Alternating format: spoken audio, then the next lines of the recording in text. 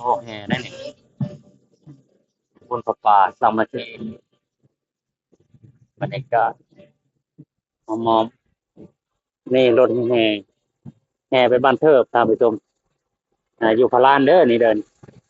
นี่รถแห่คนอันคนเต็มมืออยู่เออรถแห่บรรยากาศกำลังเดินทางนี่รถแห่เอาจ้ะอันนี้ก็รถแห่รถโยมนี่รถวิโก้นี่กำลังแห่ไปอันนี้คือเดียวกันอยู่พารานนั่นนะก็ต่อหน้าเฮากับครัวพารานไซ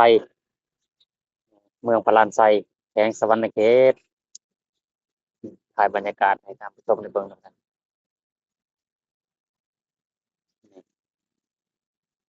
วันนี้ก็เส้นทางก็ดีแล้วเส้นทางเล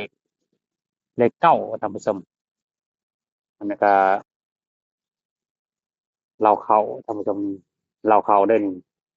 ที่เห็นอยู่นี่คือเลาเขาท่านผู้ชมบรรยากาศก็ประมาณนี้แหละท่านผู้ชมถนนหนทางก็นี่บรรยากาศก็ดีได้ในยามเช้าๆก็แดดก็บ่ร้อนปานใดนี่ก็เรือน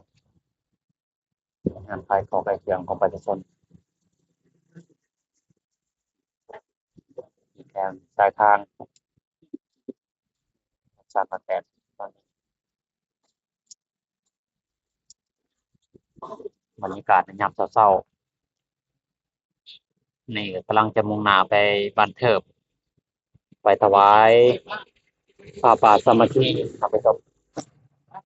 ครับขอให้จบเท่านี้ก่อนท่านผู้ชมจบคลิปเท่านี้ก่อนเด้อ